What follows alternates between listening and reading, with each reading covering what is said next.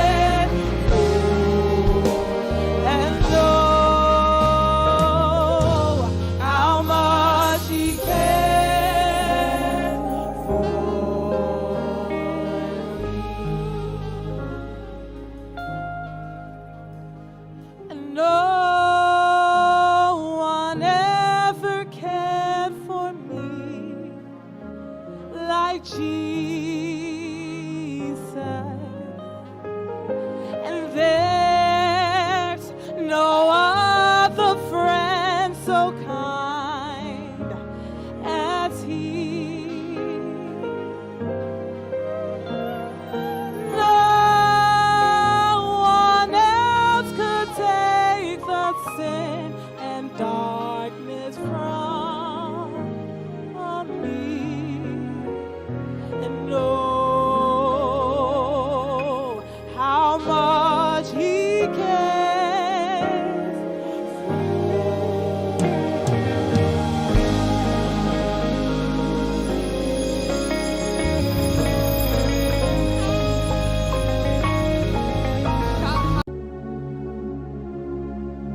Tough times, we all go through them. That's just a part of life.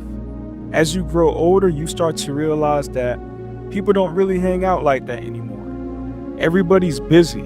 People in your contacts will just send you quick reels, quick little TikTok videos, and just keep it moving. Everything is surface nowadays. I'm just being real. Someone who I got connected to via social media, who is local around my area doing big things, owns a construction company, motivational speaker, and pastor, reached out to me for an opportunity to collaborate more. I said, look, man, if we are going to build this friendship, let's build it the right way. I don't do surface level relationships anymore. It's either we are in covenant or we are not. I told him, let's meet for some lunch. He agreed. As we sat down, he was pouring into me since he was about 20 years older than me. And I told him, I know that you've been seeing me on social media doing big things, and we got connected, but trust me, big bro, there's a lot that I need to work on. There's a lot that I'm going through behind the scenes, and I'm still catching up. But I'm not going to sit here and act like I got everything figured out. I'm just being real. He sat down, nodded his head, and slowly, this time he looked at me with a face that was more vulnerable and more open. What's bothering you? Reason why you are in a tough situation is because you're not being real with yourself. You know you hurt. You know what your spouse did to you traumatized you. You know that the church hurt you. You know that you haven't healed from the past yet. I once read in my favorite book that says you will know the truth and the truth will set you free. What's the truth right now? You're not the only one that's going through tough times. You're not the only one that needs someone to lean on. You want people to match your frequency, but you're not interested on matching their frequency. It's all about you. You're speaking to them, but they're not resonating with you. Go out your way to go help and reach out to someone who may need you. You will never know if someone needs you until you check up on them and they tell you that they need you. Their pride and ego may stand in the way, but deep down, you know that they need you. The world has deceived us into thinking that it's okay to not express how we feel. In my book, Emotional Freedom, I explain how there's 3 levels to how someone can be freed emotionally. I explain the concepts of interpretation, manifestation, and expression. Once upon a time, there was a man named Jerry who was going through a financial crisis. The odds were stacked against him. His spouse broke up with him, calling him lame and not fun to be around. His car broke down. He got laid off from work. He was drowning in massive debt. On top of all of that, his friends abandoned him. One night, as he lay in bed, overwhelmed by everything collapsing on him, he questioned himself and said, all of this happening to me, but what if I just change the way I'm interpreting it? What if this is an opportunity for me to grow? What if this is just the season I'm meant to come out stronger? What if the problem isn't me? That single thought sparked a change in him. Instead of letting his circumstances define him, Jerry decided to shift his mindset. Since he couldn't afford a gym membership, he started working out at home. He learned how to groom himself better, making sure to stay well kept. He didn't have many clothes, but he took care of the ones that he did have, keeping them clean, neatly ironed, and presentable. He even went to Walmart to buy some cologne, determined to carry himself with dignity. As his perspective changed, so did the way he carried himself. One day, Jerry decided to go to church. That same day, something extraordinary was already set in motion.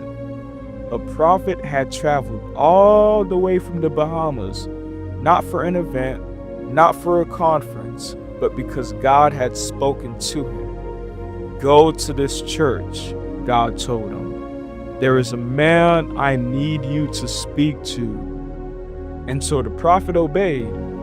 As Jerry sat in the congregation, lost in thought, the prophet suddenly stood up from his seat and the atmosphere shifted. The choir stopped singing. The air grew still. Then the prophet did something strange. He clapped his hands 3 times. Then the microphone cut off. The sound system shut down. The projector flickered and died. Silence crept in the room. The entire congregation froze up. Even the air in the building felt different. It was as if something divine had stepped in, demanding attention. Everyone looked around in shock. The musicians fumbled with their instruments. The pastor stood frozen. The congregation held their breath. And in the middle of that silence, the prophet finally spoke. God is speaking to me. His voice echoed through the church, even without a microphone. There is a man here by the name of Jerry. Jerry. Jerry.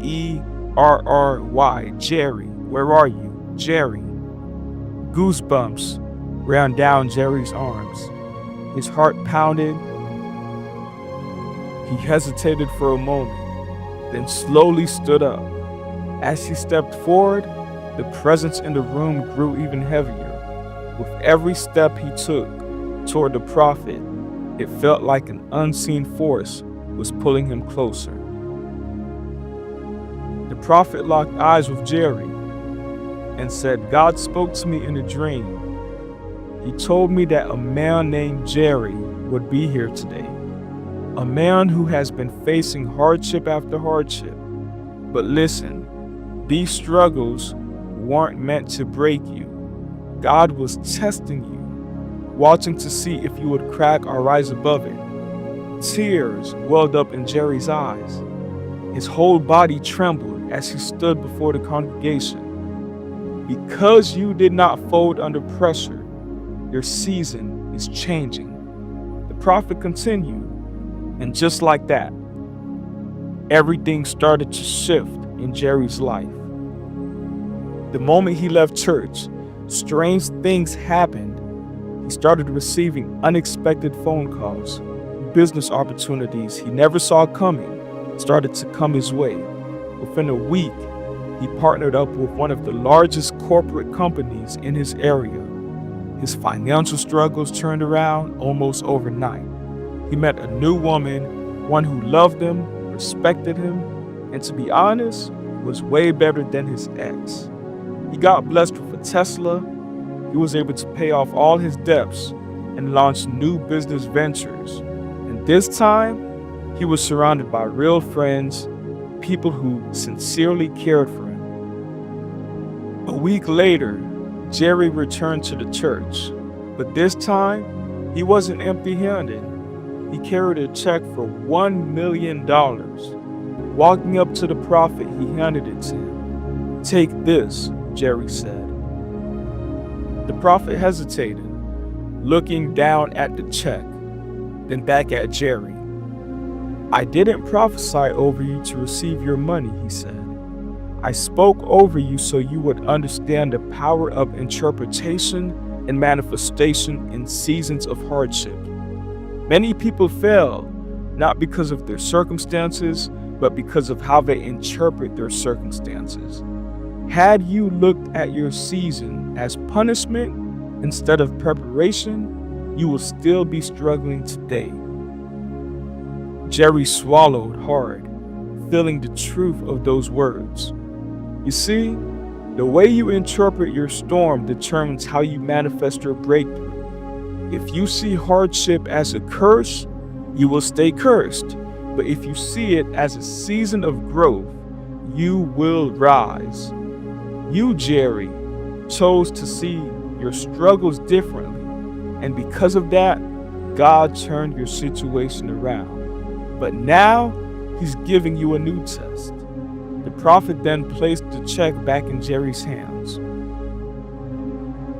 What you do with this money will show if you've truly understood the lesson. Use it wisely, invest it in the homeless, help orphans, lift up those who don't have the same opportunities you now have, because some of them are just in their season, and they need love and encouragement to get through it. And with that, the prophet turned and walked away, never to be seen at the church again. We all go through seasons in life. Just the other day, I remembered when I was in a cold cell by myself in a tough season. You're just in a tough season, that's it. God is allowing you to go through this pain to save another daughter, to save another son. He's allowing all of this stress to overtake you so you can be built. You said that you wanted to be great, but you're not willing to get past the checkout line. You already know that they're going to bill you on your way out. Stamp, stamp, stamp, stamp, stamp. Stop whining and level up. You've been called for such a time as this. If you survived COVID-19 and you are still listening to me right now, then you can survive this season in your life.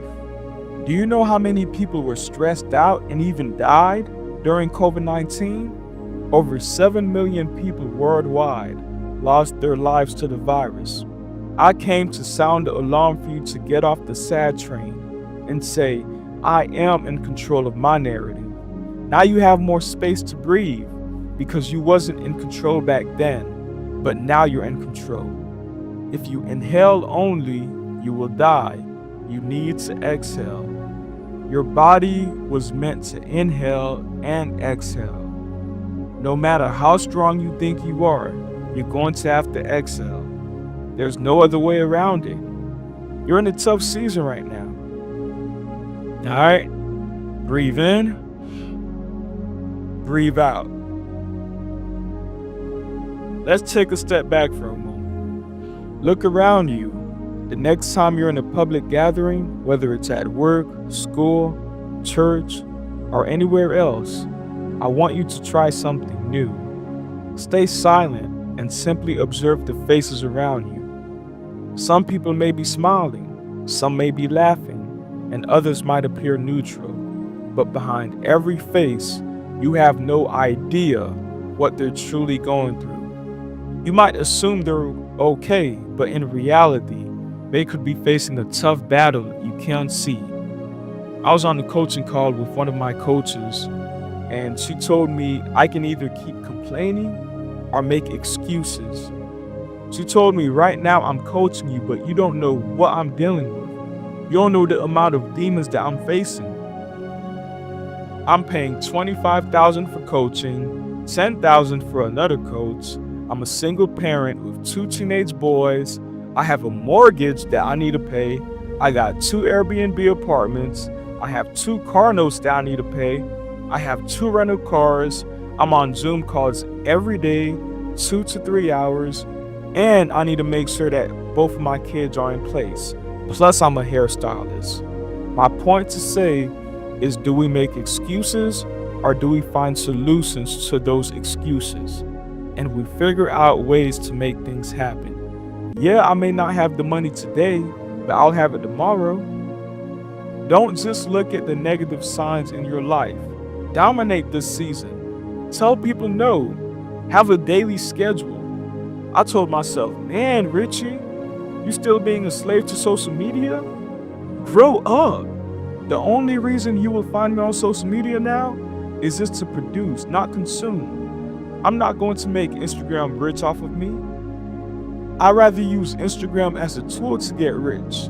I'm busy. I don't have time for kicks and giggles. Now is not the time for me to be playing games. Why is it that when you go through hard seasons in your life, you do what is easy?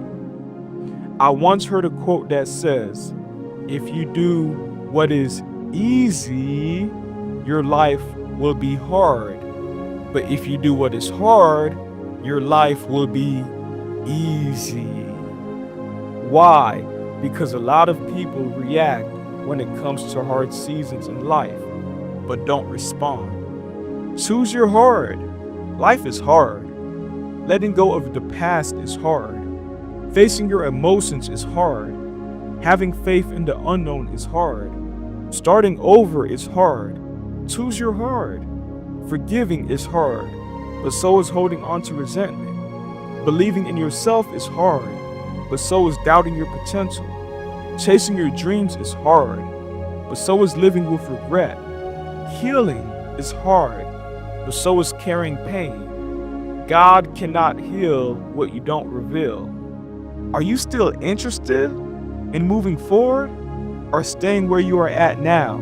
You think because you see all the lights that there isn't darkness from within. The most hurt people that are going through it right now and are in a tough season are the ones with the most energy, the most charismatic ones, the ones with the biggest smile, with the most melody in their voice.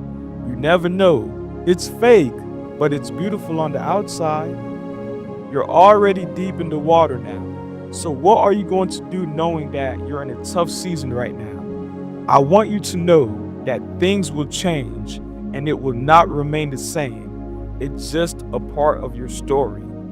Your life is like a book filled with chapters, some that are hard to read, some that are painful, some that test you in ways you never imagined. But just like with any book, you don't stop reading because of one bad chapter. You keep going because you know that there's more to the story. Are you serious? You opened the book of your life and you want to give up now because you stumbled across a chapter you don't like? Don't quit now. The story isn't over and you don't know how it's going to end. The best chapters often come after the hardest ones. Trust me, it will finish and it will finish well. The struggles, the heartaches, the setbacks, it's just a part of the story. They are the chapters that shape you, that build your character and resilience. So don't cry to quit, cry to keep going.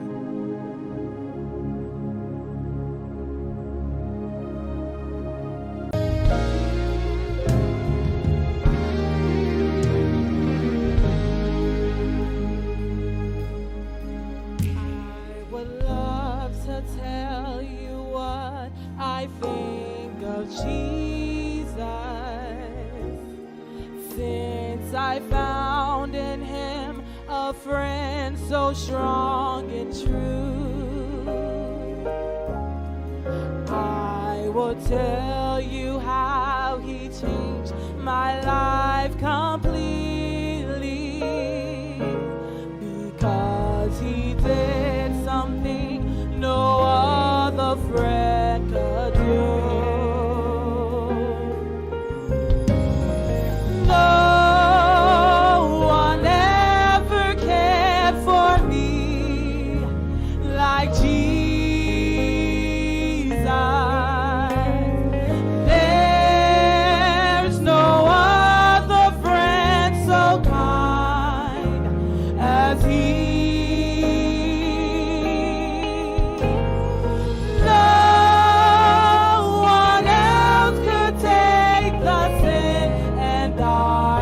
From me, oh, how much he cares for me.